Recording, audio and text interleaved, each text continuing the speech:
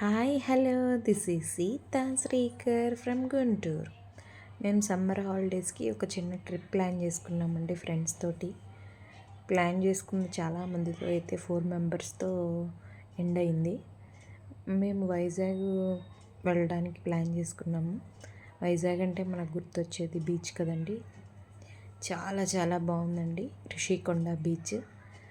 RK బీచ్కి వెళ్ళాం కానీ బాగా ఫుల్ క్రౌడ్, బాగా పొల్యూటెడ్గా ఉంది. ఋషికొండ బీచ్ మాత్రం చాలా బాగుంది. ఈ ఋషికొండ బీచ్ అనేది మా ఫ్రెండ్కి వాళ్ళ హౌస్కి దగ్గర అనమాట. చాలా చాలా బాగుంది ఈ బీచ్ అయితే మాత్రం. మా ఫ్రెండ్ ఉండడం వల్ల మాకు ఎటువంటి ఇబ్బంది కలగలేదు. థ్యాంక్ యూ లావణ్య, నీ వల్లే మా ట్రిప్ సక్సెస్ అయింది. బీచ్లు వాళ్ళ హౌస్కి కొంచెం దగ్గర అనమాట, 10 minutes ఋషికొండ బీచ్. అక్కడున్న బీచ్లు మాత్రం చాలా చాలా బాగున్నాయి. వెరీ ప్లెజెంట్గా మార్నింగ్ 7కి వెళ్ళాము. వెళ్ళిన రోజే ఈవినింగ్ కూడా వెళ్ళాము అనమాట. క్లైమేట్ మనకి సమ్మర్లా అనిపించదండి అసలు వైజాగ్లో.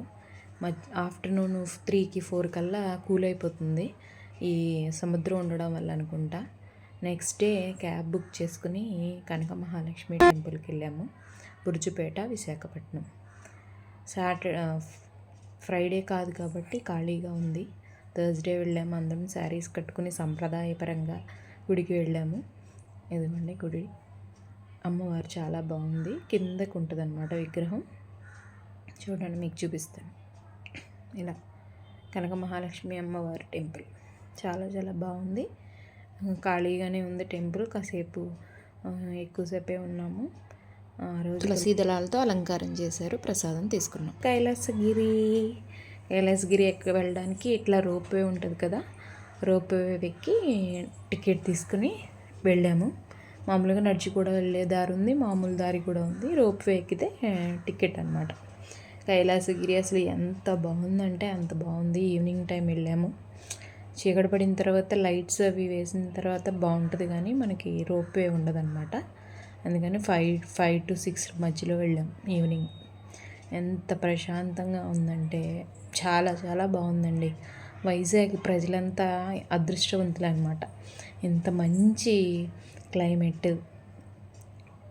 ఇంత మంచి మంచి అందాలన్నీ వైజాగ్లోనే ఉన్నాయి. చూడండి ఎంత బాగుందో వ్యూ. ఈవినింగ్ 5 to 6 సన్సెట్ అవుతున్నప్పుడు అనమాట, నైట్. చాలా చాలా బాగుంది.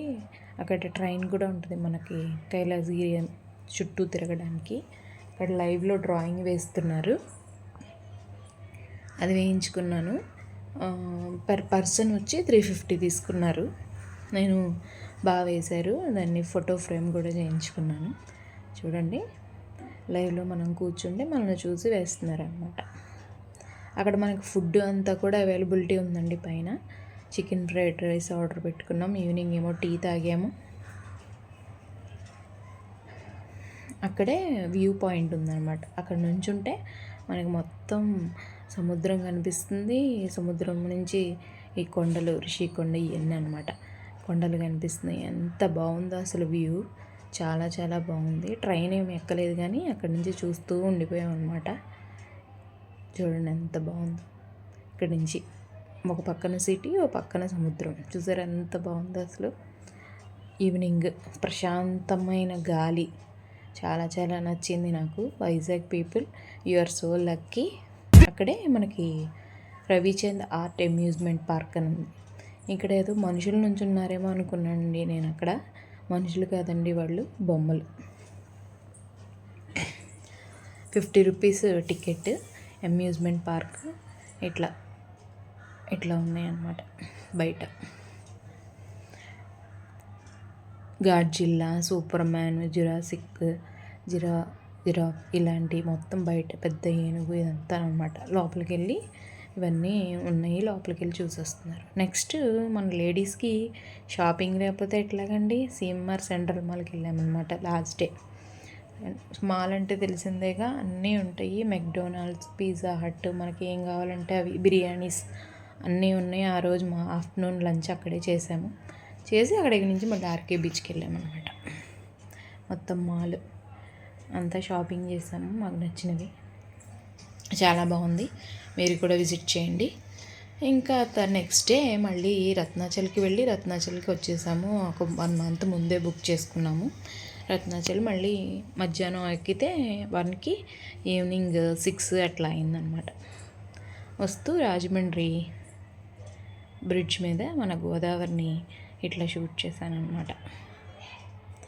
మన గోదావరి జిల్లాలోకి గోదావరి కదండి important. Thank you. Subscribe my channel.